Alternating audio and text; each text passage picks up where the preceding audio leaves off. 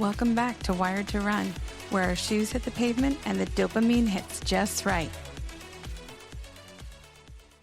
Today's episode is a pretty powerful one because it reminds us that being a runner is not about doing it one certain way. It's about showing up, adapting, and continuing forward even when life asks you to rewrite the entire path. Sometimes the running journey looks nothing like we've imagined. Sometimes it asks more of us than we ever thought we could give, but time and time again, we see that the human spirit has a way of rising, adjusting, and finding motion again. And that's exactly what today's conversation will be about. And it's also very special because today's guest is one of our own. She's part of the Wired to Run family, a fellow ADHD athlete whose story really reflects much of what this podcast is all about. We're talking with someone whose story is filled with the kind of perseverance that leaves a mark on you long after the finish line. Today, we're so honored to welcome Heather Cohen to the podcast. Heather is a former Air Force flight nurse, a dedicated adaptive athlete, and a remarkable push-rim wheelchair racing athlete who has taken on some truly incredible endurance challenges with Achilles Freedom Team. After an incomplete spinal cord injury changed the course of her life, Heather didn't step away from the athlete within her. She found a new way forward and continued to chase big goals with extraordinary courage. She's completed more than 70 half marathons and almost 30 full marathons and has taken on massive ultra racing events like the Donna 110 and the Dopey Challenge, proving that it's not just about overcoming hardship, but about continuing to move forward with purpose, passion, and heart. Heather's story is one of service, strength, adaptation, determination, and what it really means to keep going. And we are so excited for you to hear her perspective. Heather, welcome to Wired to Run. We're truly honored to have you here.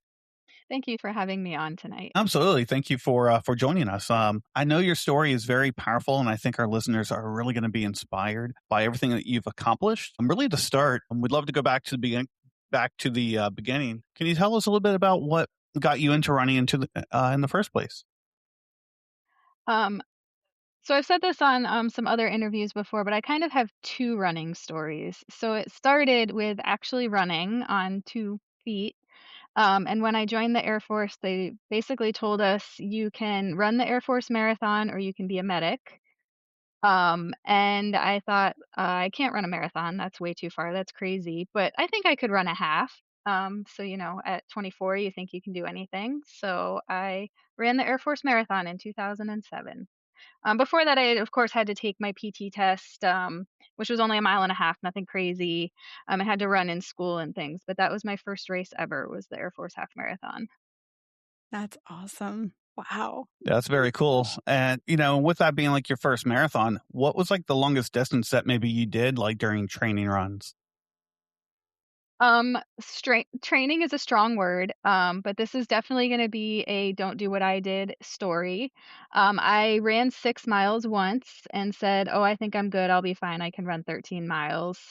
And I did. I finished the race, but I couldn't walk up the stairs for a week. I had to shower at work because I couldn't get up the stairs in my townhouse. So don't do that. Train. We definitely know that. We've been there both. And thank you so much for your service, by the way. And just really wanted to kind of follow up. How did your time in the Air Force and being a flight nurse, how did that shape your mindset? Oh, I think I think I sort of had the right mindset for the military, but I found the military really a good fit for me. The structure I really did well with, but also just sort of the excitement and ever-changing sort of job in nursing, and particularly in flight nursing. Work was literally different every day. The mission was always different. The patients were always different. I got to go to all kinds of new and exciting places. And I think for the ADHD brain, that can be really helpful for a lot of us because you don't get complacent. It keeps the mind working. And I feel like it kind of keeps you sharp too. Absolutely. What made you want to go into that career? So I'd always wanted to be medical. I originally did not wanna be a nurse because my mom was a nurse, and I did not wanna follow her into nursing, so I was, studying physical therapy initially, and then 9/11 happened my freshman year of college, actually my 2nd week of college, and so I adopted a soldier as, like, a pen pal through kind of an adopt a soldier program, and he actually got injured, and he told me about these flight nurses that flew him to Germany, and I said, "I wanna do that." So I changed majors, changed schools, changed branches of ROTC, basically just kind of started fresh, but I have no regrets about it. Wow. So, with your military background, did that shape how you approach difficult things? Um, I think so, but probably not in the way you would think. In my job as a nurse, I often saw people on the worst day of their life, and then luckily often got to see them come back from that and resume either active duty or, resume time with their families. And so I think seeing that resilience in other people was really something that I wanted to emulate. And so that was something that I always kind of pushed me to have kind of that same mindset and to not let the hard things win. So I understand that you had been an ambulatory runner and things had changed during your service. Would you be willing to share that story? So I wasn't really a runner as a kid. I played ice hockey, I danced a little bit. But then of course doing ROTC, I had to run in college. Um, I wish I had a more exciting story of how I got hurt, but I actually had a congenital illness that affects my connective tissue that I didn't know that I had, and then just years of nursing. So it wasn't like some big accident. I just ruptured a disc so bad Mm. that it caused a condition called quad equina syndrome, and often that can be reversed if you have surgery right away, but it took a long time to actually get my surgery, and so some of the effects became permanent. What was it like the first time you realized I can still do this? It's just going to look different now. So I think I was lucky that I had been very involved in adaptive sports before I ever knew that I was gonna be a participant in them. So as soon as well, first I was determined to keep running. So I tried forearm crutches, I tried a walker, I tried all kinds of braces and things, and always the result was the same. I fell, I always had skin knees, I was always worried about breaking a wrist or hurting myself in some other way. So I actually brought it up to my primary care doctor. I said I'd like a referral to recreation sports. I know running's not really good and a great option. And she said, no, you can't run. And so I said, well, then I need to know what the alternatives are. But I think because I had seen how much adaptive sports have to offer and just was familiar that adaptive sports were a thing, I think it did definitely help me with my transition. Mhm. What were some of the biggest learning curves in transitioning into wheelchair racing? Well, the first part, honestly, was how hard it is to get a racing wheelchair. It's not like you can just walk into the local Walmart or local bike shop and buy one. So that was a very long process. I had been working with adaptive sports through the VA, and they kept saying, "Oh, we're getting you a chair. We're getting you a chair." Well, finally, so I registered for the Dopey Challenge, thinking I would have a chair and be able to train. Finally, in October when, Dopey was gonna be that coming January, and I still didn't even have a chair ordered, I hadn't even been measured. I reached out to the University of New Hampshire who had a loaner program with adaptive sports equipment, and luckily they had a chair that wasn't exactly my size, but was close enough that I was gonna be able to work. So I picked that up, I think, the day before Halloween, flew down to Florida to participate in Wine and Dine. Did a couple training runs. I think I tipped over, flipped over, like, really had no idea what I was doing. But there's a girl, Ashley, who's involved in the push rim community with Run Disney, and she met me at a local trail and helped me figure out the loaner chair was not set up for me at all. It was in track mode, so it could really only turn one direction and would have been a big issue on a road race course. So she really helped me to kind of get started in at least a safe manner. And I used that loaner chair for about 9 months before I finally got my custom racing chair. And even then, you learn as you go. So my first chair was not really the right model for me. It would definitely didn't fit quite right, but I didn't know any better. So I thought it was the greatest thing ever. And I used that for about 2.5 years. And then it wasn't until I got my new chair, which fits really well and is a different model, that I was like, man, this is so much easier in equipment that it fits and is Wow. correct. And And I'm sure it changed in terms of hitting PRs and some of the goals you had.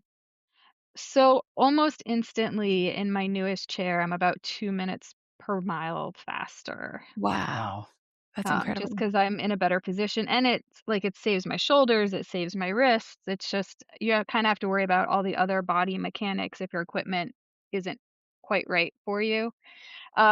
I will say that racing chairs are not comfortable. They are not meant to be comfortable. I'm in a kneeling position when I race Oh, because it wow. puts my shoulders and my back and everything in a better position.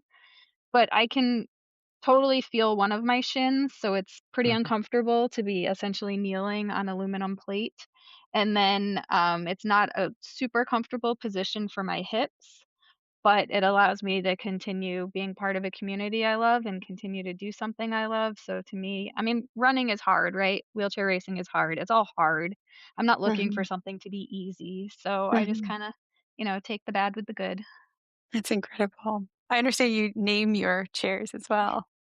I do. So my first one was red, so that was Mushu, and then my new one is a beautiful Tiffany blue, so actually Coach Twigs helped me name it, and its name is Sully. Oh, Sally after Mustard Inc. I love that. That is awesome. I love it too. Now, you mentioned something very interesting that the first racing chair that you had was set up for track racing. So I'm assuming it was really good at turning left. Mhm. Um, Depending on the race that you're doing, are there different tune-ups or like tune-up settings that you're going to use, whether it's primarily left, right, going uphill, downhill? So I don't do track. Um, Good, bad, indifferent. My mindset is I really don't want to drive further than the race is. Or time, right? Like, I don't wanna drive longer than the race is gonna take me, so I really have never done a track competition, but certainly people do set their chairs up differently. They set it so that you just tap your turning fork to turn on a track versus I have to hold it or kinda wheelie turn on Mhm. the road, but I am not the expert on that because I do not race track. So it also makes me kind of think too, what are some challenges that you experience when you're doing these races, especially let's say a Disney race where there are on and off ramps? What are some challenges that you run into or things that you wish other runners would know? Sure, one of the things I always remind runners is I may be slow going uphill, but that is not the case going downhill. And I consider the downhills my reward for the uphills. So it's honestly really frustrating when people don't move when I'm, calling that I'm passing on the left and I have to brake all the way down the hill. Racing chairs also have about the same turning radius as I would say a fire truck Mhm. Hmm. or a Mack truck. And we have one um brake with, like, brake pads on the front wheel, that's it. Other than Wow. that, our hands are our brakes. So, particularly if it's wet, if it's dewy, anything like that, we can't go from 10 miles an hour to a dead stop, period. You can't. And even if you try to, you're gonna skid. Wow. So, it can be a little bit scary because I'm not out there to injure people. I'm not out there to put other people at risk just so that I can shave a few seconds off. But it's dangerous and it's scary for both of us if you can't Mhm. hear me coming.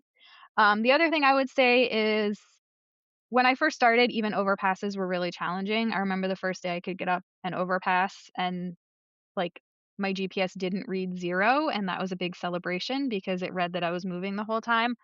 But even at this point, the contemporary tunnel in particular is very challenging. And if you cut me off on that downhill, I don't know that I can make it up the uphill Mhm. unassisted. So, particularly of anywhere on the course, watch out for wheels in the contemporary tunnel because that hill is very, very, very challenging, and we rely on our momentum to make it back up. So if we lose that momentum, it's just the difference. I mean, we're not talking the difference between a PR and not PR. It's the difference between can I make it up this hill or can't I? So Wow. yeah, it can be a big deal. That's Wow. incredibly valuable knowledge for us runners to move out of the way and give you that space. So thank you for sharing that. Yeah, and if you have a wheelchair yelling at you, like, particularly those of us that aren't ahead of all of the runners, because 'cause we'll usually have a couple of wheelchairs that will finish before all of the runners, but the vast majority of wheelchairs, there will be some runners in front of us at some point on the course, and just like so many runners, I don't do Disney for time. If I wanna do a race for time, I'm gonna go do Chicago, or I'm gonna go do a local half or a local marathon. I do Disney for the same experience a lot of you do. I wanna hang out with my friends, I wanna get character photos.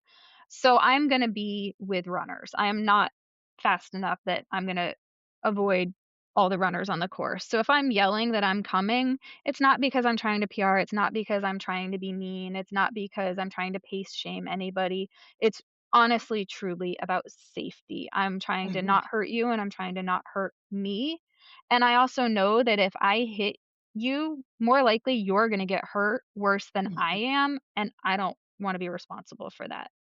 You've had some close calls, I'm sure.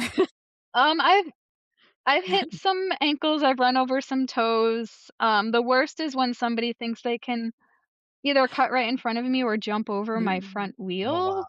I Wow. mean, like, this is kind of a part of me, I'd really just prefer people wouldn't do that. Right, Absolutely. exactly. I know we try to do a good job of saying, wheels on the left. I'm like And screaming at I the top of my appreciate lungs. that because the more I have to yell it on a course, particularly when there's people with AirPods, because I can't see Mhm. them in your ears when I come up from Mhm. behind you. Like, aftershocks I can see, but I can't see AirPods, and so I get really frustrated, and you'll hear me kind of get, I don't wanna say ruder and ruder, but less and less patient the more Yeah. times I have to yell something, and so when other people help me out, that helps me sound like less of a mean person because I'm not so It's for their frustrated. safety, Uh, it's you're trying not to injure yeah, people. it's the common courtesy of runner etiquette, where whether you're a fast runner, whether it's a slow runner, just being aware of your surroundings Yeah. and just being considerate of all the racers. Yeah.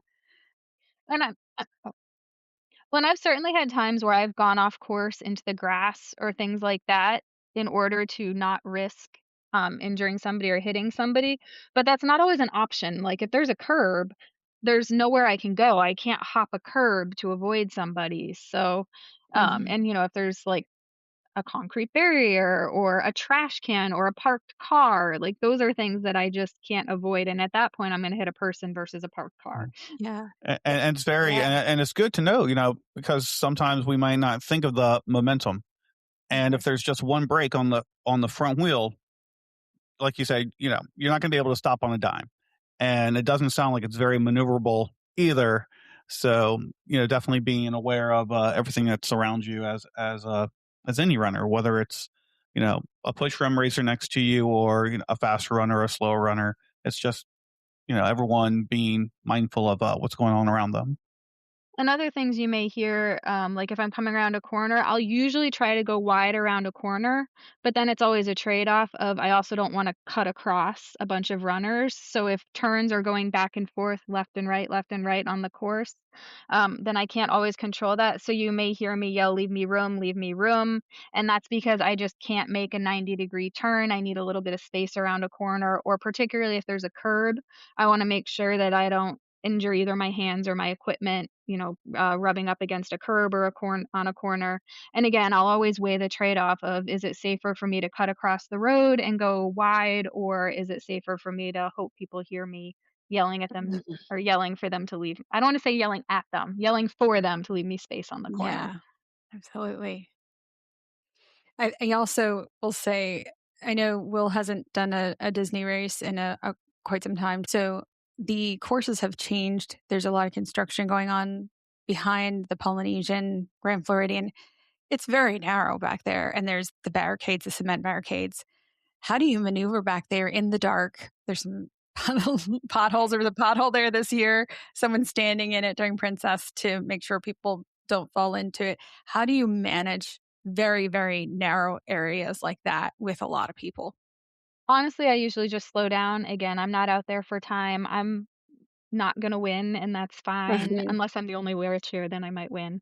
Um, we also are required to have a headlight and a tail light for every Mhm. race, so I probably can see the ground better than you can in some of Mhm. those spots, but there's been a place back behind, it's not the Contemporary, I think more towards, like, Grand Floridian, one of the backstage areas where you'll see we go down and it's before the boardwalk, but kind of along the water, and they have these, like, yellow boards to go down, I Yeah. think, over a section of grass on an embankment, and then we go down onto the path next to the water, and you'll see hay bales.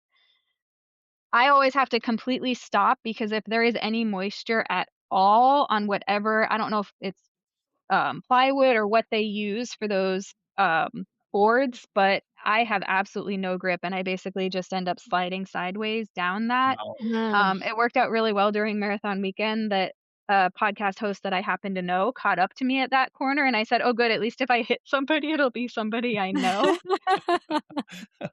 And another place that's particularly challenging is actually coming out of the castle. And after several years of Disney racing, I got really good at coming through the castle and turning right. Well, the last Mm. 2 race weekends, we've come through the castle Oh, and turned left, and I was yep. like, "I don't know what to do. I've never turned left here." That's true. I can imagine how jarring that must be to go, wait, wait, I'm supposed to And go I this just way. kinda, like, froze and was like, "Alright." And it was still dark, it was still a little dewy, and I'm like, "Well, I'm just gonna hope for the best." Oh my goodness. Oh my And goodness. anytime like that where I'm concerned, I will warn people around me like, "Hey, I'm gonna have a hard time on this turn," or, "I'm a little bit concerned about slipping, so please just be aware. I'm doing the best I can."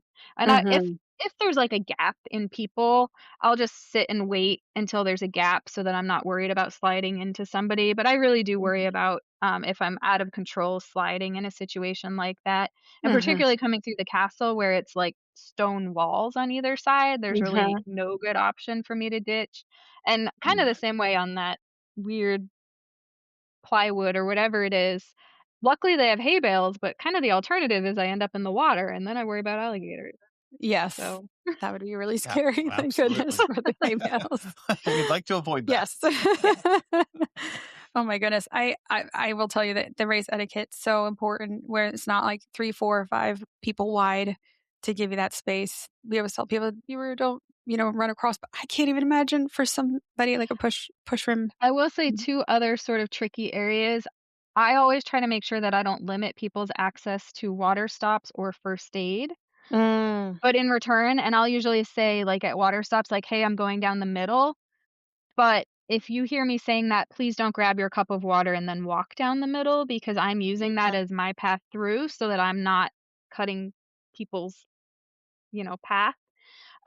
And often my dad will be at a water stop, and so I will tell the runners around here or around me, like, "Hey, my dad's gonna be at table 1 on the right. I'm gonna stop and say hi to my dad." Oh, that's awesome. That's such great information. Thank you so much for sharing that because I know we have a large number of listeners that are run Disney runners, so that's great info. And I'll Thank do you. that for any race too, even if it's like a local Orlando race or whatever. Like if there's a water stop, if it's on one side, I'll go to the other side. And Mhm. if it's on both sides, then I'll just go down the middle. I 99% of the time will carry my own water and not use Mhm. water stops. It would be a fluke if I'm actually using water stops. Mhm. So just know that and I can't speak for all wheelchair racers either, but most of us will not use water stops. That's great to know. Awesome. What do you wish race communities would do better to be more inclusive and supportive? This is a tough one because I think overall I've had very few circumstances where I was excluded, but I've heard a lot of stories from other people who have felt like they've been excluded from races. So, like, I have friends who use hand cycles, and not all races allow hand cycles. They're more likely to allow push rims. There's other modalities people use, walkers, A linkers, all kinds of things. And it is tough because a lot of race rules are driven by USA Track and Field, and so I can kind of understand that. But I think particularly for like little local races, what does it hurt them to allow somebody to enter and participate? Um, I have had a couple of race companies who've point blank said we don't allow wheelchairs, and that rubbed me the wrong way. Mm. But the local Wow. community, particularly Track Shack, I think not only do they allow hand cycles, racing wheelchairs, they've also created a new division, at least for the OUC half this coming year, for intellectual disabilities. And I love Wow. that Mm. for Yeah, even That's that's awesome. amazing. growing the opportunities and the inclusiveness. Because yes, I am a push room racer, but I realize that it's not all about me and that I can use my voice to try to advocate for others as well. That's amazing. Now, are there any races that you wish were push rim accessible, or any dream race that you wish had that category? Um, So I would say my dream races are push room accessible, but maybe not necessarily accessible for me. So I'd really like to earn my 6 star, but some of the majors, particularly Boston and London, obviously Boston qualifying time is required, just like any other runner. But you also have to have a Paralympic classification. Now, Paralympic classification does not mean you're a Paralympic athlete. It doesn't mean you're going to the Paralympics. It's just the way that they categorize you based on your disability. And I have not attempted to get classified yet, but I'm in kind of a gray area where I don't know if I will be able to be classified or not. And so my ability to participate in the Boston Marathon determines completely on classification. And if I'm not able to get classified, then for London, I would have to participate in my day chair. You may see me doing races in my day chair, which, if you don't know what day chair is, Mm. that's what you would see somebody using day to day. It's not the racing chair. And I may do a 5K or a 10K in it. I personally don't know that I could push a marathon in it, particularly within the 7 hour time limit. So Mm. that would kind of rule out some of those races for me if I'm not able to participate in my push room. What did adapting teach you about your identity? That's a good question. I mean, I think I've always been, like I said, been involved in adaptive sports. I've always had friends who used wheelchairs and had disabilities. Um, I just never imagined I would be a part of the community, but it is the one minority that anybody can become at any point in their life. In fact, many of us will become a part of this minority at some point in your life, and it can happen in an instant. Um, so I think it's made me even more of an advocate, and I've always been pretty good at advocating for other people, but I think this journey has had to make me start advocating for myself as well. Mm. I love that. And one thing that I really love about your story is that there truly are no limits. So, kind of going in that direction, um, let's talk about some of those ultras and some of those amazing things that you've done. So, let's start with the Donna Ultra. Tell us a little bit Okay. about that experience.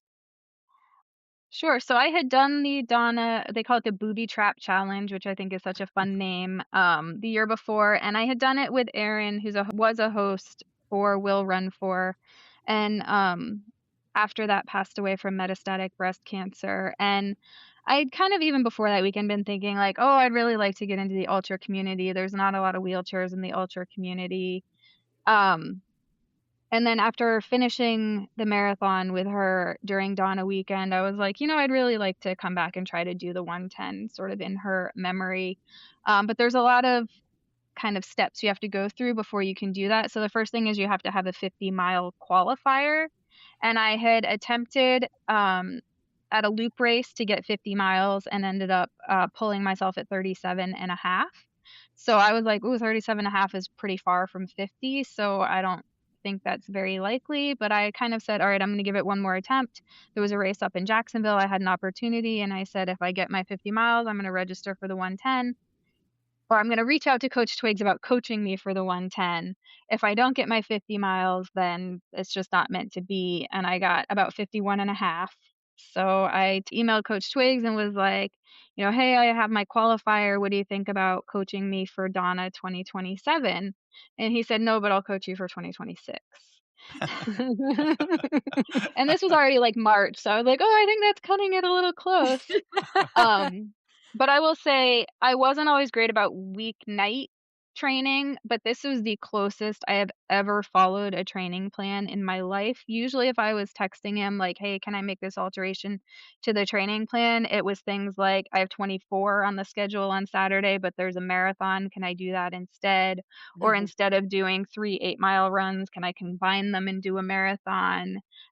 Things like that. So I really, really was good. And that included like doing 10 miles 3 days in a row, or 10 miles, or I think 8 miles 3 times in a day, 15 miles 3 days in a row, all kinds of things that when I first looked at that training schedule just seemed absolutely Wow. ridiculous. Um, Everything definitely came together. I had 2 friends who were willing to crew me for the weekend. Um, the folks from Donna actually provided me bike guides because I was a little bit nervous about being alone at night on the course, and um, how that would be. Coach Twiggs actually paced me for 1 lap, which a lap is a little over 10 miles, so pretty good distance. The only Wow. thing that was not on my side was the weather. It was 20 degrees. There was Oh flurries. my Wow. My goodness. I camelback remember. froze. But no, it ended up being such an amazing event. Everyone was just wonderful. The other ultra runners were just incredible. I had during the marathon, I had kind of caught pace with one of the ultra runners as he was on his last lap of the marathon, so his last 13 miles of the 110, and I had remembered seeing him start the day before, and just because I was the only wheelchair out there and I kind of looked different, a lot of people were cheering for me, and every time somebody would cheer for me, I'd be like, no, you got to cheer for the guy in the bucket hat. He's doing 110 miles, he needs all the support he can get.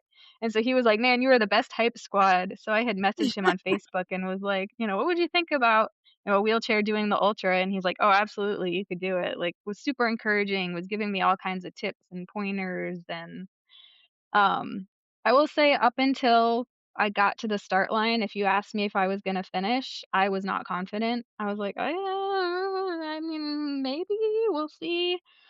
But the minute I started on day 1, that was it. Like, it was never a thought of I'm gonna quit or I'm not gonna finish. I was like, "Nope, just gonna Man, girl, your plow grit. through."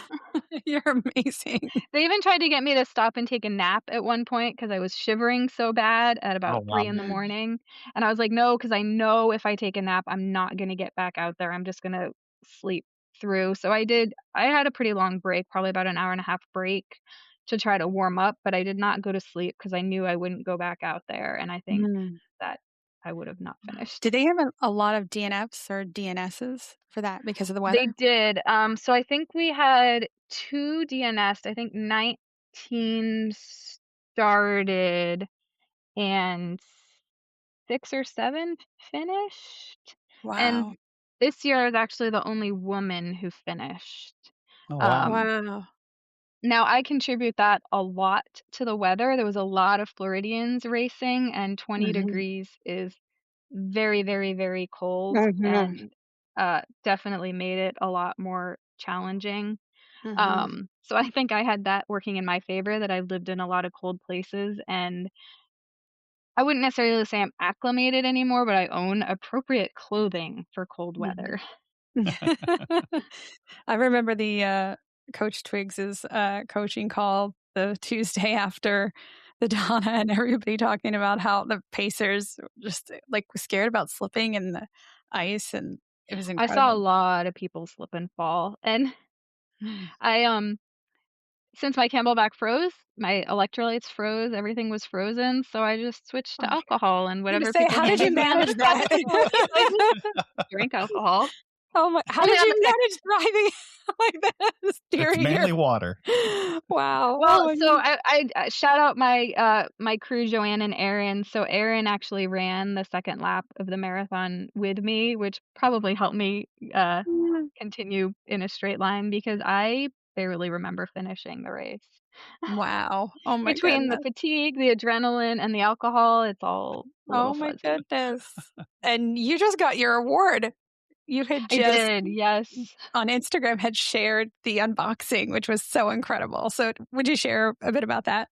Oh, it was so they had reached out to me that the finisher trophies for the winners are made by Tiffany and Co. So in the signature blue box, and I had said, well, my racing chair is Tiffany blue, so I feel like I need to do an unboxing video in my racing wheelchair, and it was a perfect match between that box and my racing chair. And interestingly, this year, normally there's a decent adaptive athlete field at this because they partner with, I think it's Brook Rehab, a spinal cord rehab center up in Jacksonville, but they didn't participate this year, probably because it was 20 degrees. So I actually won not only the ultra for wheelchair and women, but I won the marathon for the Mm, adaptive athlete you're category. amazing. So I got 2 trophies in the mail, so that was really That's cool. awesome. Congratulations. Congrats. That's amazing. Unbelievable. You're a beast out there on the course. Wow. I do have to ask though, because I've never done an ultra. I don't know if I ever will. But we all have that like that wall. Um, was there a wall during the ultra? And if so, when was it? And then when did you know that you knew that you had it? Um, I mean, I wouldn't necessarily say a wall like I've had like during a marathon or whatever where you're just like very fatigued or very in your head. There was that point where I came back from a lap and I just shivered uncontrollably. The biggest issue I was having, honestly, was just how much my shins hurt. And I even switched back. I had brought my old racing chair um, because even though it's not quite as good a fit, because it's not made right, it doesn't hurt my shins in the same place. And so I did 2 laps in that chair. Um, and then I don't know so much if I hit a wall during the marathon, but again, there was a lot, probably too much alcohol involved. Um, and then just having, like I said, my crew running with me. I started the marathon with Coach Twig, so that was really cool. Saw a bunch of friends on the course. And another thing that I was doing, um, the whole weekend just to sort of keep my mind occupied as I was counting dogs because Erin, the person who I was Mhm. kind of running for, it was Yeah. always run all the miles, pet all the dogs. So I'd Yep. had jerseys made that said race all the miles, pet all the dogs, will run for Mhm. Erin. Well, I couldn't necessarily stop and pet all the dogs, but I was counting all the dogs. But I am horrible at counting at the best of times. You add in runner math and uh 110 miles and no sleep and alcohol, and I'm just, like, horrible at it, so that was one of the things that my bike pacers were helping me with, is keep the tally of the dogs, and I'd be like I would start fresh every lap, and Erin's job was to write down the number of dogs every lap that I saw, um, but I'd be like, 1, 2, 3, 19, and then I'd be like, 17, and the bike guide would be like, "No, 19." Like, "Oh, I mean 20." He's like, 21. Oh my gosh, I'm so bad at counting. But I think it Oh my gosh. honestly was probably amusing for them, and it still kinda helped keep me distracted because I feel like if you can find something a lot of people use a mantra, but for me, it was more just talking to the people on the course, talking to my bike Mhm. guide, and then counting dogs, and then again, the last lap, I started being like, "Can I pet your dog? Can I pet your dog? Can I pet your dog?" Because once I Oh. knew, that I was gonna finish the marathon, or that I had time to finish the marathon, that's when I kind of was like, "Alright, I'm just gonna have fun. I'm gonna interact with people on the course." I was eating, donuts and muffins. The crowd support at that race is just phenomenal, and so, Oh, I awesome. definitely partook in the party atmosphere. But No matter what the weather for the Donna being breast cancer race, having that support from the crowds, no matter what happens during the race, whether it's hot, whether it's cold, Mhm. they really show up. That's what's amazing. I would love to come out for that one year. I'm so impressed by not only the people from the community, but the volunteers out there Mhm, because, I mean, it's cold when you're moving, but it's so much colder mhm, even standing still. And again, these are mhm, Floridians. So mhm. they're not used to the cold. They may not have the appropriate attire for the cold, but Mhm. they definitely showed up. Definitely. Erin's a friend of ours. I talked about Erin on the last episode and what she meant to me. And she was at last year's Donna.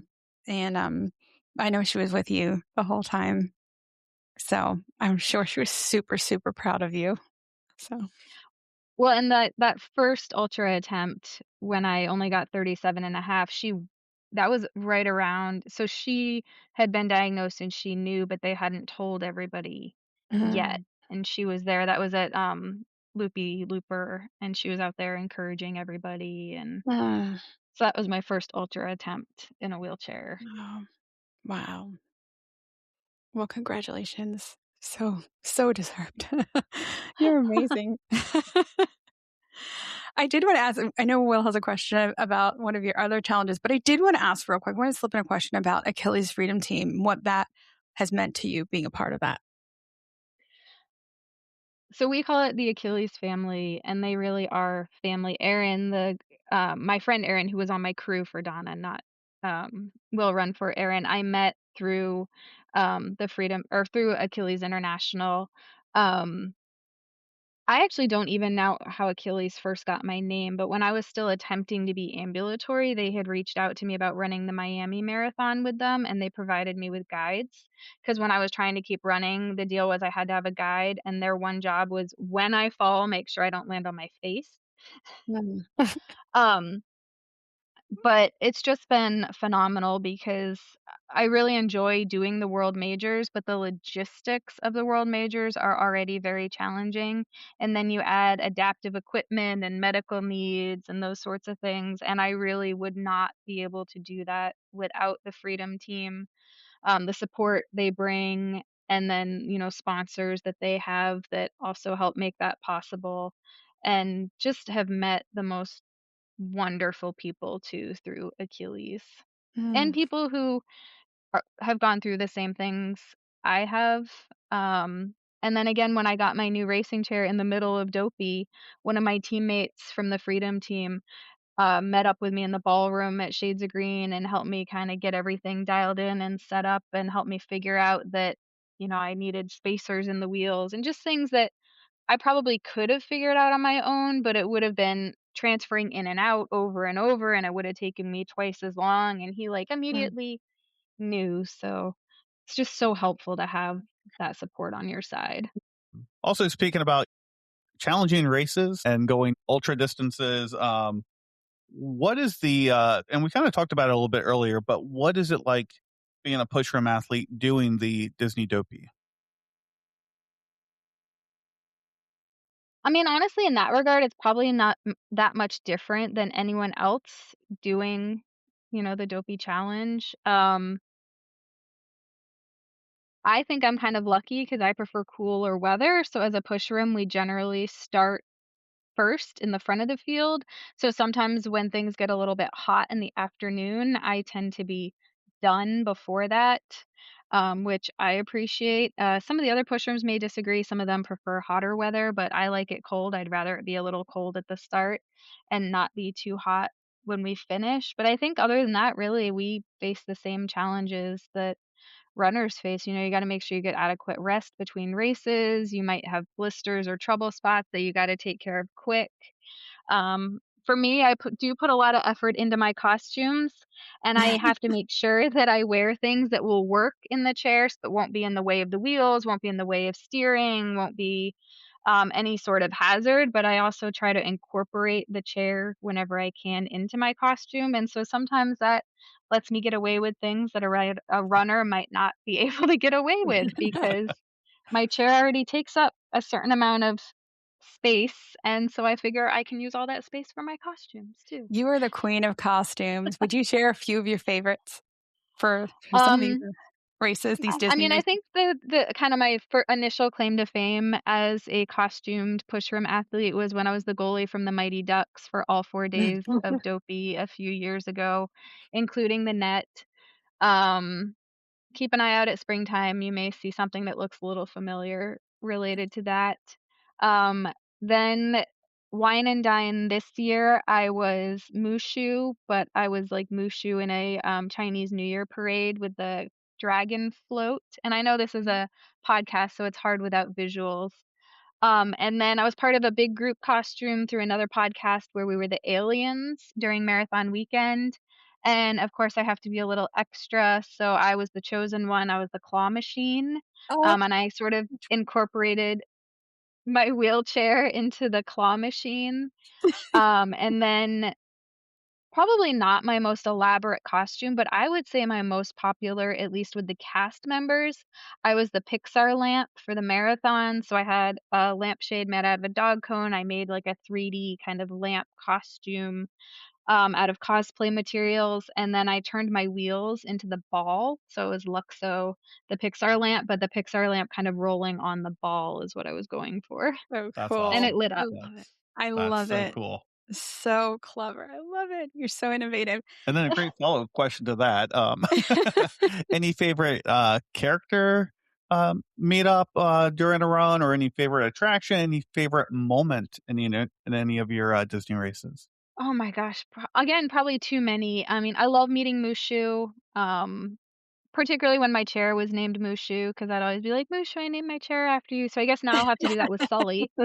Um, I I think, caught her off guard. I asked Joy for a hug on course during the Oh, marathon. I was like, or sorry, during Princess. I was like, I just need a hug. Can I get a hug? oh, Um, I've seen characters with attendance who I knew.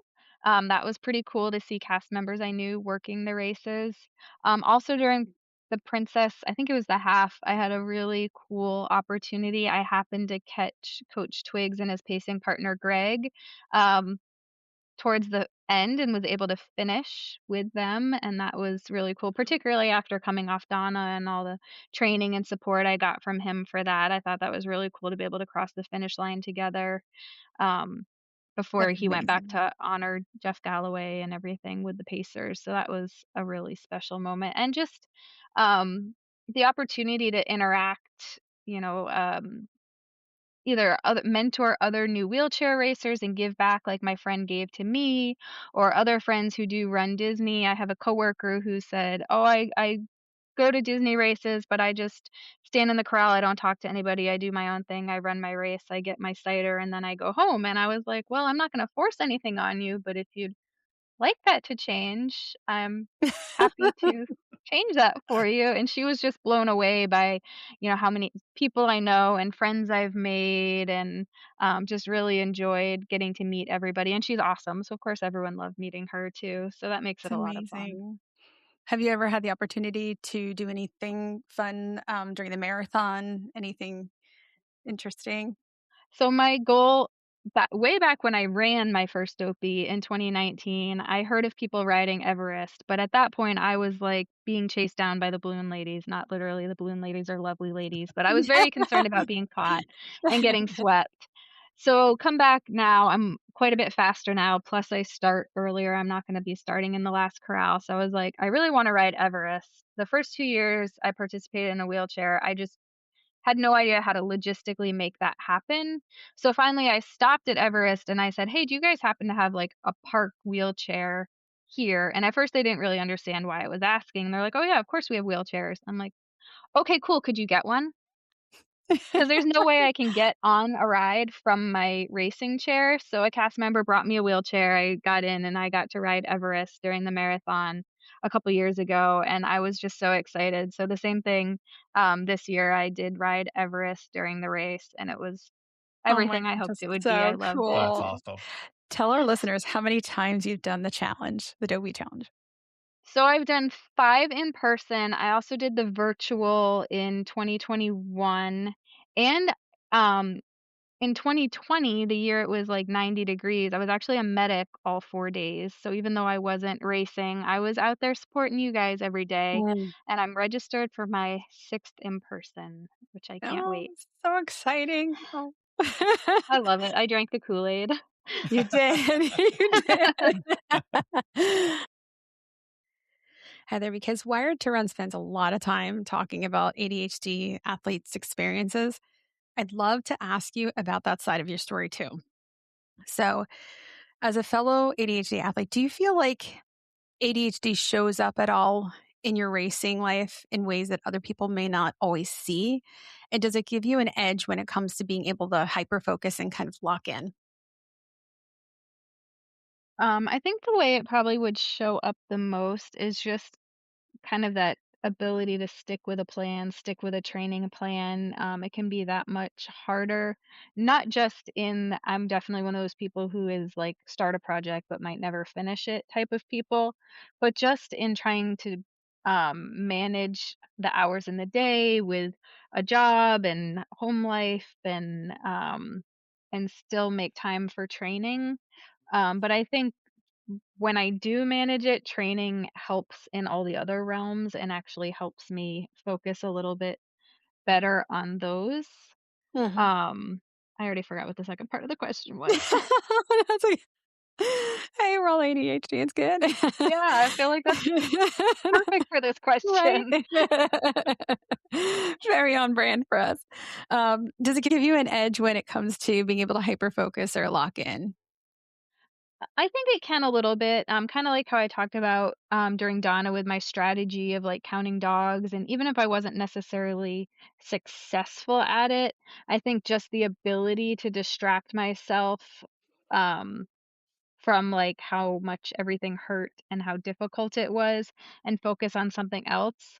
Um, I will say sometimes I think that can backfire and I can almost forget what I'm doing and be like, oh, why am I going so slow? Oh, because I was totally daydreaming and thinking about something else. So it can be a double edged sword, but I think it can definitely help you, particularly in kind of the longer events where you're not necessarily trying to be dialed in and hyper focused on like your time, but I Uh-huh. will find, and I don't know if this is an ADHD thing or a me thing, I absolutely cannot think about my breathing. If I think about my breathing, it's like then I forget how to do it. So I think um so I think that's something for me. I have to like distract myself from that. And Mhm. that's why I have a hard time like not listening to music or a podcast or something because I can't just listen to my breathing.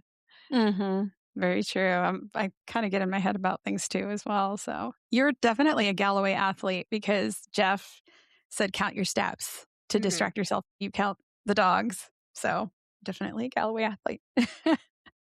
So, kind of thinking along those same terms, being ADHD, um, how do you approach like the logistics, the training, the planning, and do you feel like having a coach and like that support crew, that support team, helps you focus on some of those aspects? For me, having a coach is absolutely huge because, yes, theoretically, I could coach myself, but I'm so much more likely to stick with it if I've paid somebody else to write me a training plan, if somebody else is kind of checking up on me, making sure I'm doing what I'm supposed to do. Um, and that's another time where Achilles comes in clutch for me is again, I'm able to do race day logistics, but it's something that's very hard for me and I feel like takes a lot of spoons or a lot of mental energy. So if somebody else can either book my hotel for me or tell me where to book, help with transportation and those sorts of things, then I find that really helpful. It's kind of like my favorite place to eat after a race. Well, it's wherever somebody tells me I'm eating because I don't Mhm. have to think about it. I don't have to plan it. I don't have to remember to make a reservation. I'm perfectly content just to show up when I'm told to show up. Well, We didn't talk about how you were diagnosed. Were you a child? Were you an adult? so my mom will pretty much deny it, but looking back at some of my records as far as kindergarten, they highly suspected it. In kindergarten, the school counselor wanted me to get tested, and my mom basically said no. And so they kind of put me in some below age group classes, which then we moved before eighth grade, and I ended up back on target, I guess, academically. But then I pretty much self-medicated for ADHD with sports. So I initially played ice hockey because hitting my friends was a great way to take aggression out. Then in college, I played hockey, rugby, and lacrosse. Again, hitting my friends was a great way to kind of take my aggression out.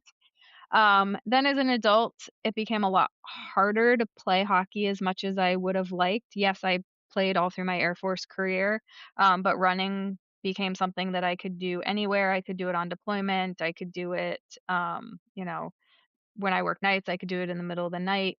Luckily, because running on base is a pretty safe place to run at 2 o'clock in the morning. Although I did have the base police stop me a couple of times, and I was like, if I'm going to rob houses, I'm not going to do it with a reflective belt and a headlamp, but okay. Um,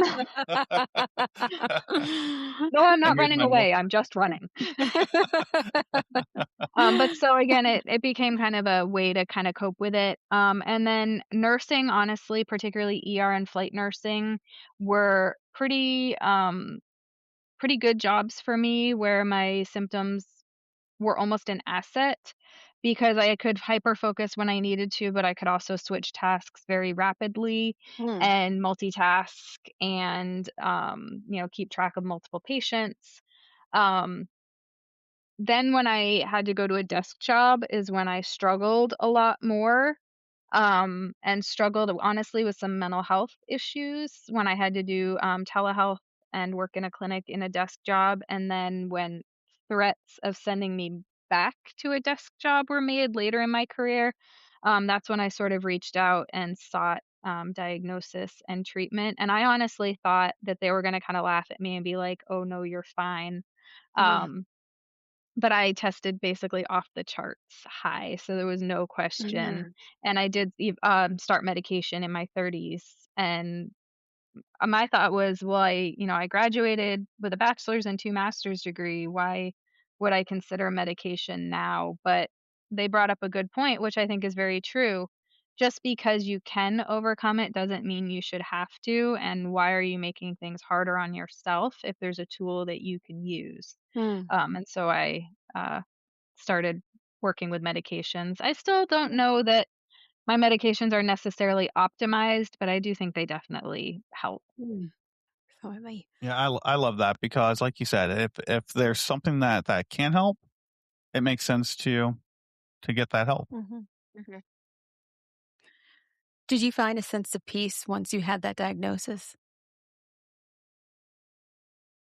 Not necessarily, because again, I mean, we'd known that my whole life. We talk about being kids in the 80s and 90s when it was often difficult to diagnose in girls, Mhm. but um I guess it was not that difficult to diagnose me. I used to get in trouble all the time for all the classic things, talking in class, doodling, coloring, staring out the window, daydreaming. I would get in trouble all the time, and my teacher would be like, "Stop staring out the window," but I could repeat back basically verbatim whatever they had said. I just wouldn't look at them. Um, Mm. and I've always honestly done better when I could stare out a window instead of at a class. And I've always noticed, they say if you have trouble paying attention, you should sit in the front of the room. For me, Mhm. that's the opposite because I get very distracted by everything going on behind me. So I Mhm. actually did a lot better when I sat in the back of the room because then there wasn't things distracting me and I could Mhm. focus because everything was happening in front of me. And Mm. since my last name starts with a C, I was often put in the front of the room when they did things alphabetically. So it wasn't until college and we started to, kind of have a little more freedom that's when I kind of discovered some of those sorts of tactics. I can definitely relate to that.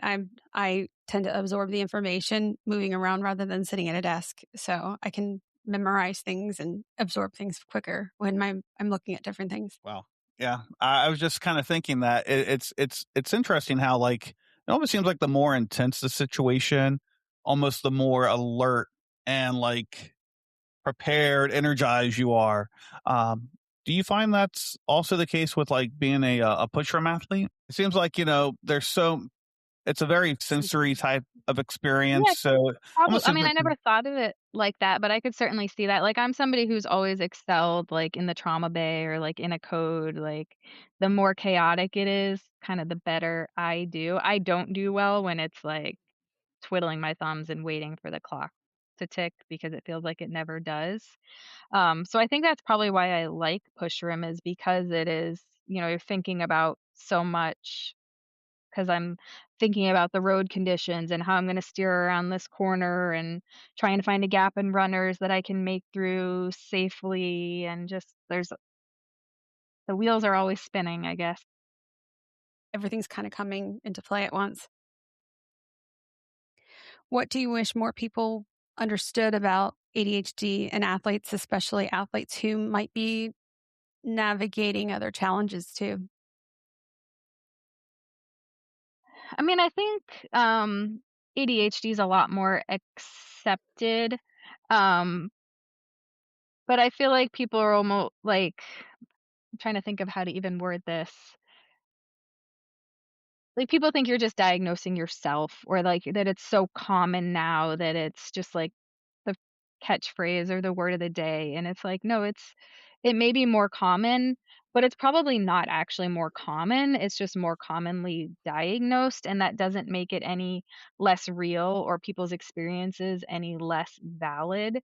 So I think people really just should have more patience for that, and again, everybody with ADHD is gonna be different, just like every athlete is different, just like every person with a disability is different.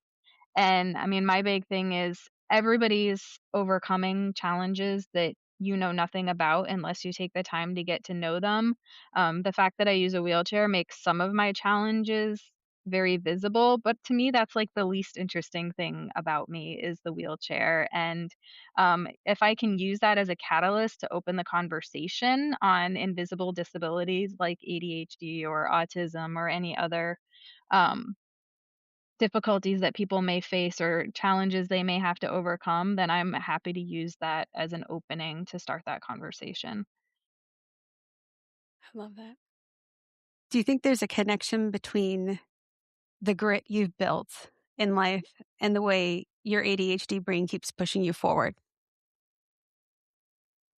Honestly, I think a lot of my grit comes from having to overcome ADHD my whole life. I mean, I'm small, I look young, I look like I'm daydreaming. So I feel like my whole life is a story of having to overcome and prove myself and prove that people's perceptions about me are wrong.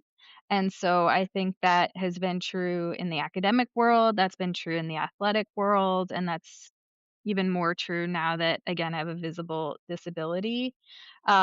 And so I think it having ADHD undiagnosed at a young age helped me develop that grit that the military further refined and that allows me to keep going every day even when it's hard. That's such a great answer. I love that.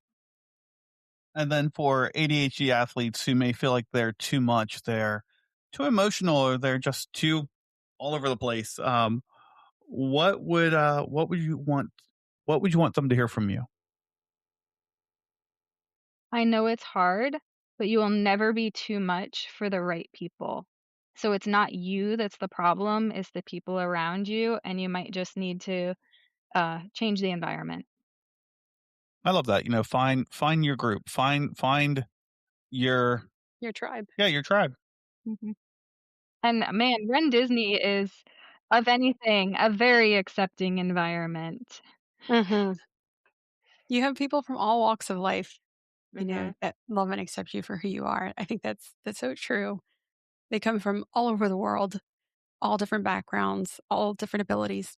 Well, and I love that when people try to rag on Run Disney about, the slow runners and the back of the pack and this and that. And to me, that's what makes Run Disney special, is that it's an environment that embraces runners of all abilities and all calibers. I mean, even comparing myself to myself, when I was a runner, I could only dream of the paces that I maintain now as a push-rim athlete.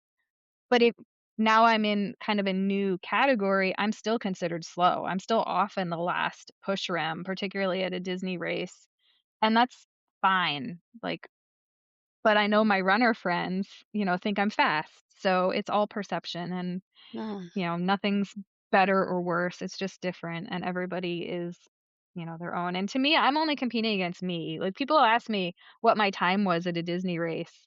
And I'm like, I don't know. My time was I stopped for every character and I rode Everest, or I made a new friend, or I got an amazing photo pass photo. Like, I honestly don't even look at my times half the time after a Disney race. I do use a GPS, but it's not about the time. It's about the moments and the memories and the things that I'll look back on. That's awesome.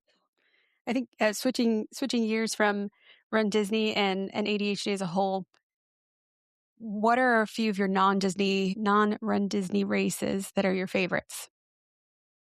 I love Grandma's Marathon. It is absolutely my favorite marathon. The crowd support was amazing. They treat athletes with disabilities, particularly push-room athletes, really well.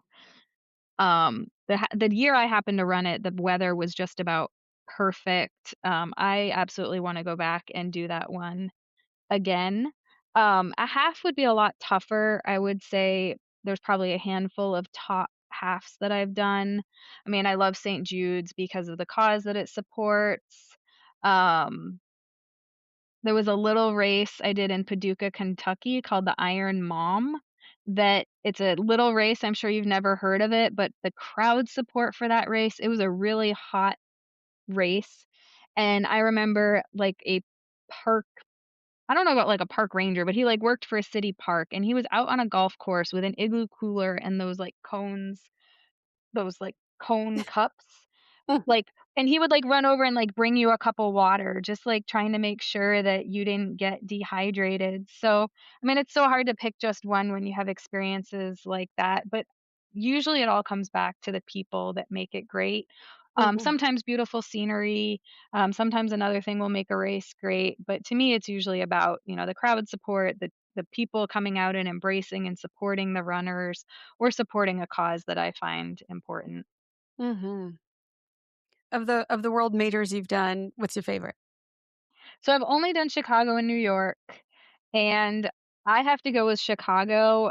The crowd support is amazing for both, but I despise the bridges in New York, and I Mm, also am very allergic to marijuana smoke, and I found that to be a big issue at both races, mm, but particularly in New York City. So for me, I'm probably taking a break from New York. I'll continue to do Chicago, but I am very excited to do Berlin for the first time this year. So who knows? Maybe I'll have a new favorite. oh, that's so awesome. I'm excited for you to do Berlin. That's I can't amazing. wait. Brandenburg Gate. Oh, that's awesome. We'll watch Yeah. online and see if we can find you. When I lived in Germany for 3 years, but I've never been to Berlin, so this will be Oh, really exciting wow. too. So. That is exciting. So, speaking about your favorite races, what do you have coming up next in 2026 or in 2027? So in 2026, next I have Springtime Surprise, which I'm really excited about. Gonna take it easy, just kind of enjoy closing out the Run Disney season with friends. Then just some local uh, summer sports and track shack events, and Florida running as well. They do some great local races that I really enjoy. I'm gonna do Loopy Looper again, up in New Jersey, and then kind of a intense fall with Berlin, Chicago, Wine and Dine, and then Dopey, Space Coast, OUC, and then I'm gearing up to do the Donna 110 again because I really want to try Wow. it in hopefully above freezing temperatures. You have a That's packed awesome. schedule. That's Yes. amazing. I also a friend is loaning me a hand cycle and I'm going to try my hopefully first triathlon as an adaptive athlete this summer. So I'm excited. Just a local sprint, nothing crazy, but excited to try that. Ocean or Very cool. lake? I have to ask. Lake, because I don't Wow. want waves. Okay. You say alligators or sharks? I mean, maybe pool. Of course, I was thinking earlier, I'm thinking deep dish or thin crust. Chicago. Deep dish. You- And now it's gonna be Chicago dog or bratwurst. Ooh, I don't do brats. Mm. Oh wow, that's incredible. You have tremendous goals in the future. I know you're going to surpass these because I know you on a personal level, Heather. You are incredible. You are a tremendous athlete. And every time I hear about the PRs you're hitting, you blow everybody away. So I'm incredibly proud of you as a friend and an athlete. So I'm so inspired by you. So Thank you so much. I'm also, of course, planning my costumes already. well, you definitely have to come back. You're the queen of costumes. Like I said, you'll have to come back and tell us about all of your costuming and all of the wonderful PRs and things that you're going to achieve this year into next year. So you definitely have to come back Hopefully and talk some about more those. PRs. That's the hope. Definitely. But we definitely want to talk about the songs that run you. And you had shared a song that really runs you. So do you want to share a little bit about that one? Yeah, so I mean, honestly, it's tough. When they asked me to come up with a song that runs me, I came up with 12 pretty easily. Um, but the one that I always come back to is Immortals by Fall Out Boy, and particularly from the Big Hero 6 soundtrack. And I think I like it even more because I also love Big Hero 6 because Baymax is a nurse who loves cats. I mean, what more could you like? But yeah, that's probably my number one running song. Great choice. And now I feel so bad. I did not put those two things together. Baymax, nurse, cats. Mine is being blown right now. Heather has two adorable Maine Coons. Because this is our first guest to participate in Songs That Run Us, we listen to the song offline. We ask our guests and our listeners to send us the song, the artist, and why it's important to them. And we have to categorize where the song falls and why we believe by looking at the ADHD pattern recognition, kind of determining why we think it's going to be in that category, but also our musical background, because you and I are both musicians, songwriters, singers. We have to figure out why we think it's that category. And sometimes it straddles two categories. So mine straddles two categories. You put it squarely in one. Well, the more I think about it, I think it actually goes in two categories. Oh, okay. Even though I think that's kind of a cop-out. I'm just calling you out on this. But I'm going to let you go first because that's what gentlemen do. Ladies first. Okay. So the lyrical cue. So, or we can kind of, you can say your lyrical clue. Yeah. Okay. Clue, and then we can bounce it off. So the run clue, gearing towards the lyrics, the lyrical cue, I should say, leans towards instructability. So you're totally instructable. There's a kind of throwing caution to the wind, almost a rebellious nature in the lyrics, ignoring boundaries, leading to a disregard of fatigue, possibly. He's shaking his head. He doesn't agree with me. But for me, I kind of agree with you to a point where the song kind of gives me that vibe of let's go all out. Let's one foot in front of the other. But there's a line that says, after they talk about being immortal, they specifically say, not for long. So it's not like I'm going to be immortal forever. It's just for that brief period of time. Okay. It does mention your wound and my sutures, a tie to nursing. Well, I was just reviewing the lyrics, but that is one that sticks out at me. A line that stands out with me, I think, is sometimes the only payoff for having any faith is when it's tested again and again every day. I'm still comparing your past to my future. It might be your wound, but I'll be the suture. But they're my sutures. Mm-hmm. Yeah, I was looking at that same part where, being tested again. And I feel like with running, we put ourselves into these situations over and over again. Mm-hmm. And it doesn't matter how many times we've done a race, how many times we've done a distance, whether going for an actual PR, PB, or we're trying to say, hey, I'm in a new age group. So now it's going to be a new PR for that age group. We're still testing ourselves in some sort of way. But I will say, and this is something she will not think of, is when you listen to the music, it's very much like there's like a steady beat to it. And thinking about like like your military background, there's Like a cadence to cadence? this. It's Yeah. like a cadence. There, you can hear you like you know your left foot hitting the ground, Mhm. boom, boom, boom, boom. So it has that like very rhythmic cadence kind of feel to it. Mhm. I did agree with you there. I started off leaning towards that, thinking there was a cadence there, almost like a march kind of. You could definitely do like a run uphill or a kind of power walk or even like a run. But I was then thinking, like I was picturing Heather kind of listening to the song and kind of going and all out at it, just like finish line ahead. And I was starting to think about the chaos of the melody. So kind of going into the emotion clue, and the emotion clue was geared more towards the composition of the music. And that chaos of the melody was it's multi-layered, kind of high tech, kind of Ableton maybe plugins, very messy, almost meshing Patrick Stum's vocals, kind of modulated with the technical sounds. Just kind of like my musical ear listening.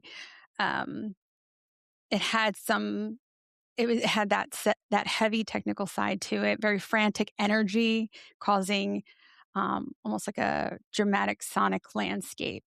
This feeling of that chaos mixed with the lyrics of throwing caution to the wind and ignoring boundaries and being indestructible.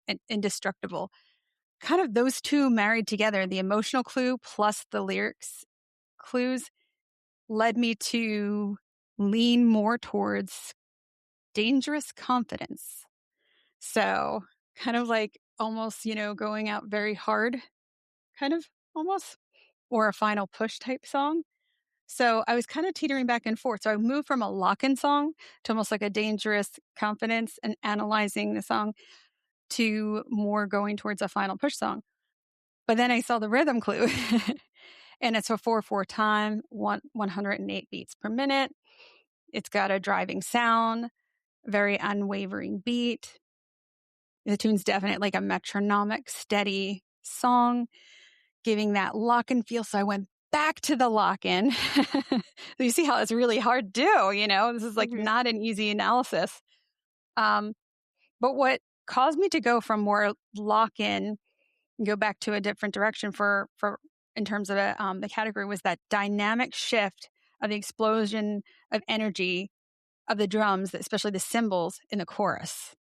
And that's when I was like, all right, the clincher is the secret sauce is that high tech engine feeling, almost like there's that skittering of the skittering of the music, the distorted vocals, creating that chaos.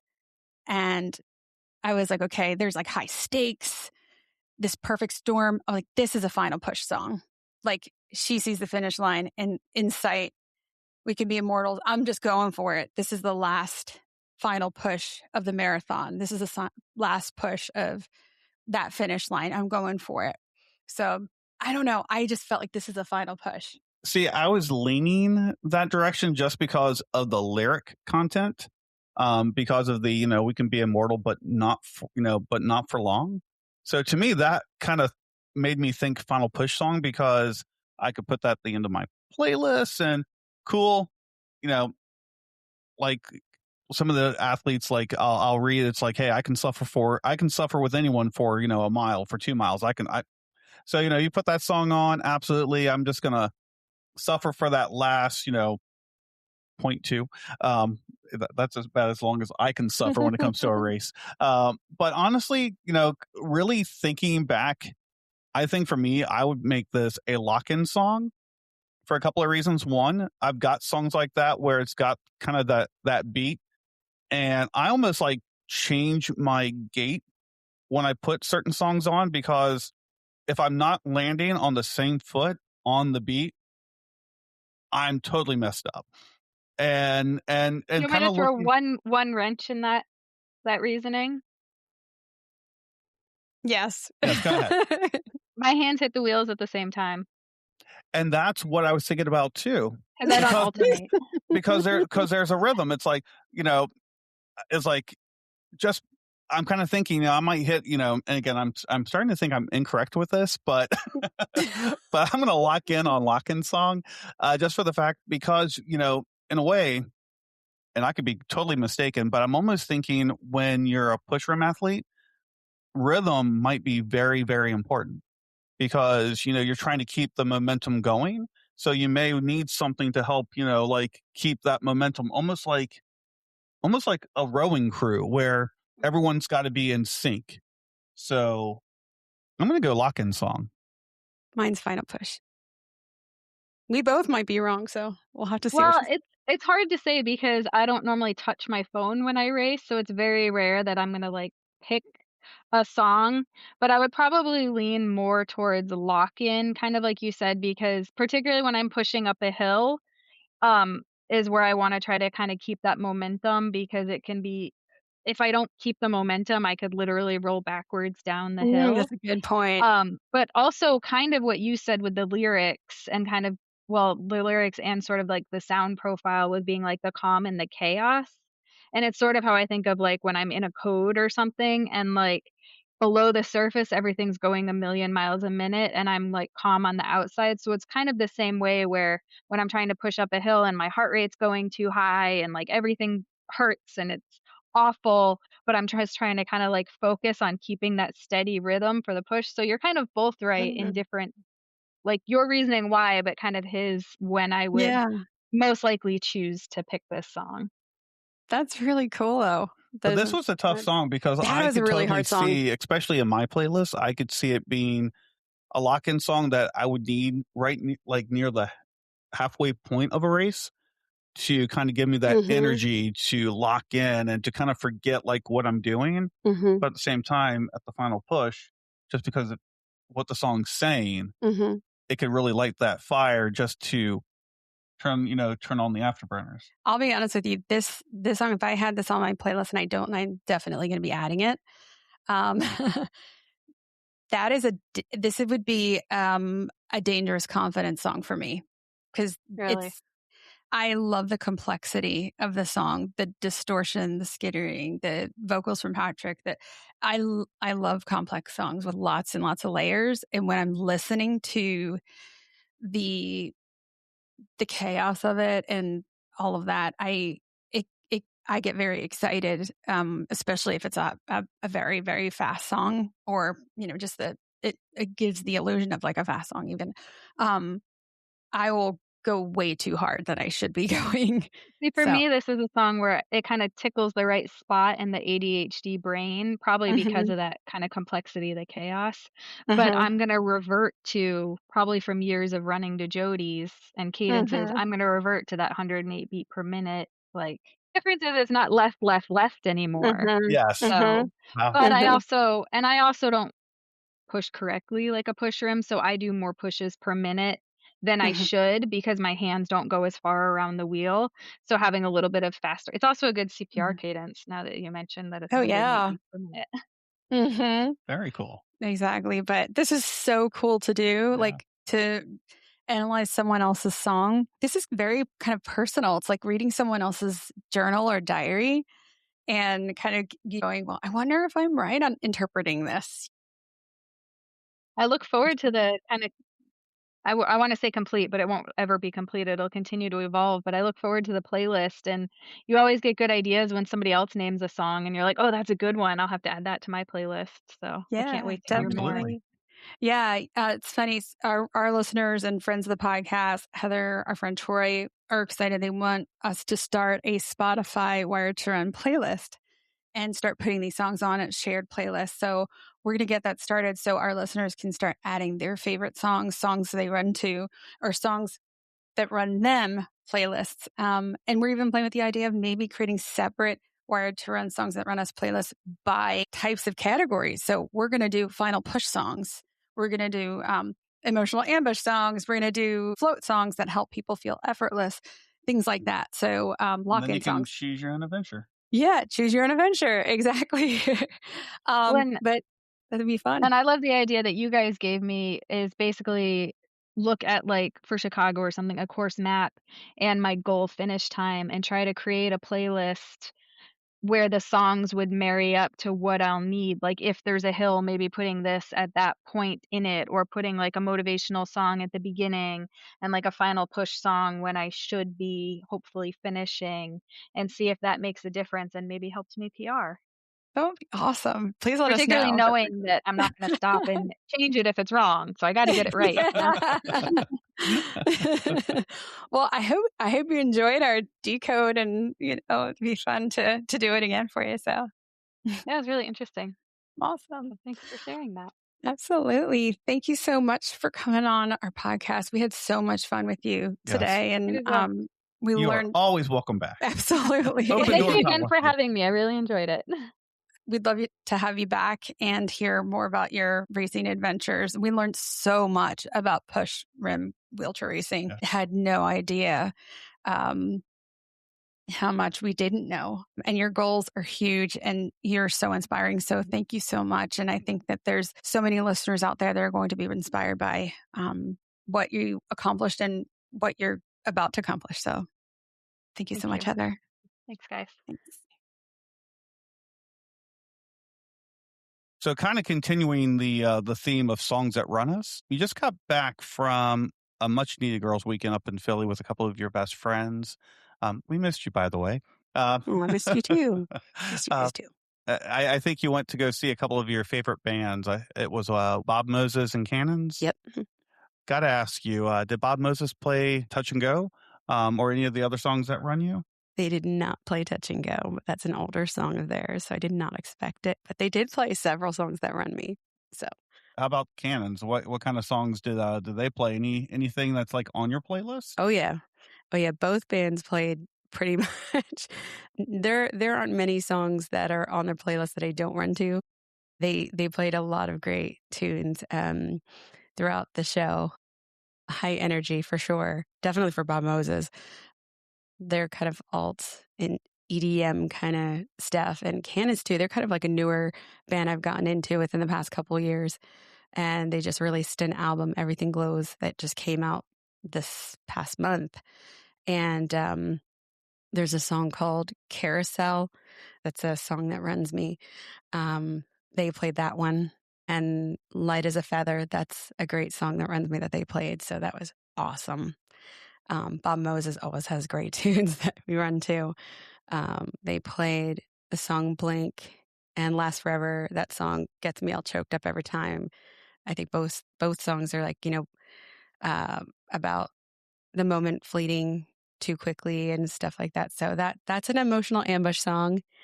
Both of those. You're not supposed to tell our listeners. I was about to say, for those playing at home, go ahead, rewind, jot down the name of the songs. We're not decoding them tonight. No. And then that's for the listeners at home to decode. Well, they can play along too. Listen to Last Forever and Blink by Bob Moses. You will get choked up. Good songs to run to, very high energy. But if you Last Forever, I think of my kids growing up way too fast. And I think Bob Moses wrote them from the perspective of being on the road and seeing their kids grow up too fast. Tearjerker song.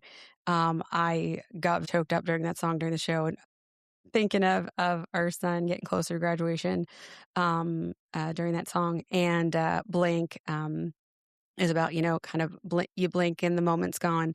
So that's a theme of their tour, their 2026 tour. So great songs.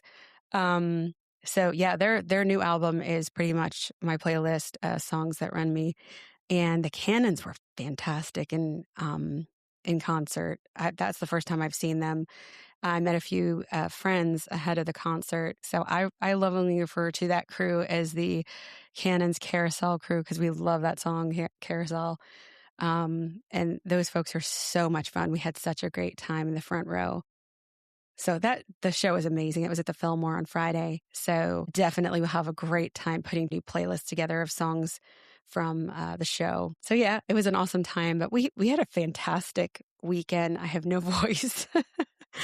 Feel a little congested again. I think I'm, the airplane air.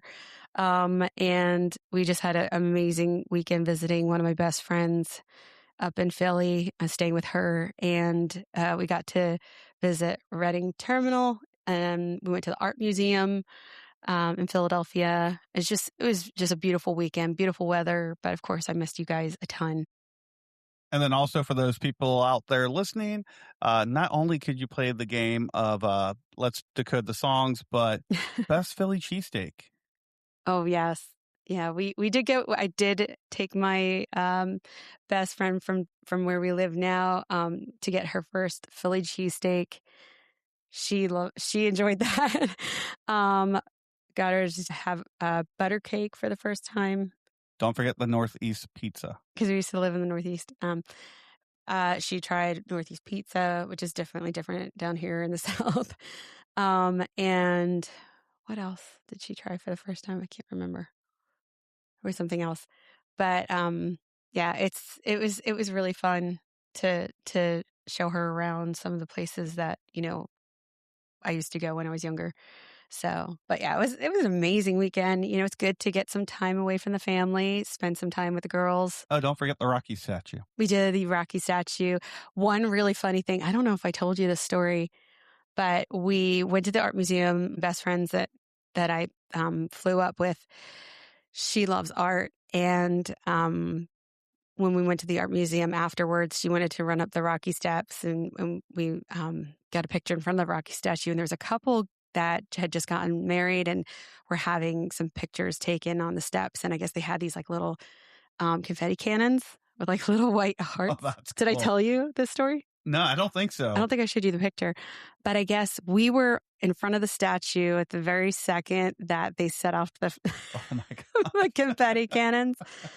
And so the person taking our picture, the wind blew at the very second that they set off the cannon. So there's white confetti blowing all over around us as, That's they cool. took the picture. So it was hilarious. That's It was really a cool. perfect moment to take the picture. So it was awesome. And then seeing friends from up north, it was awesome. And meeting new friends at the concert was amazing. And I can't wait to hopefully see them again when Cannons go on tour.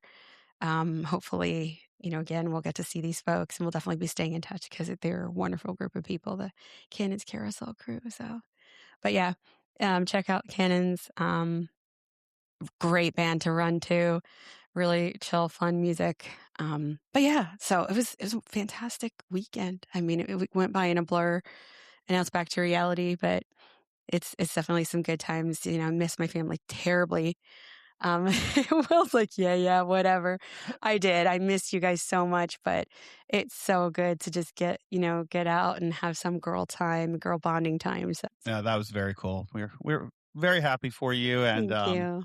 And I got some kid bonding time myself. So That's important too. Yeah, awesome. So, well, thank you. Thanks for that time, honey. I appreciate it. So. Absolutely. So I guess this is where we bring the episode to a close, but it was a great discussion. It was great hearing from Heather and just hearing her story, and she's incredible. Yeah. I'm so just blown away by her. Grateful to call her a friend, and she's just such a role model for so many people. So many look up to her. So I'm so happy to have her on the podcast. Can't wait to have her back. Absolutely. Definitely. I agree. Yeah. So for everyone, if you're enjoying Wired to Run, definitely leave us a quick rating or a review. It's one of the best ways to support the podcast and help more athletes find the show. And come hang out with us over at Instagram at Wired to Run Pod, or on Facebook at Wired to Run Podcast, where we keep the conversation going beyond the episode. And you can always reach out to us directly at laceup@wiredtorun.com. We always love hearing from you. And if you've got a song that runs you, send it our way on Instagram, Facebook, or email, and we may feature it in our series, Songs That Run Us. We'll also be launching a Wired to Run Spotify playlist soon, and we wanted our Wired to Run family to help us build it with the songs that motivate you, move you, and carry you through your miles. And thank you, friends, for running with us. Until next time, let's lace up, lock in, and let's go the distance.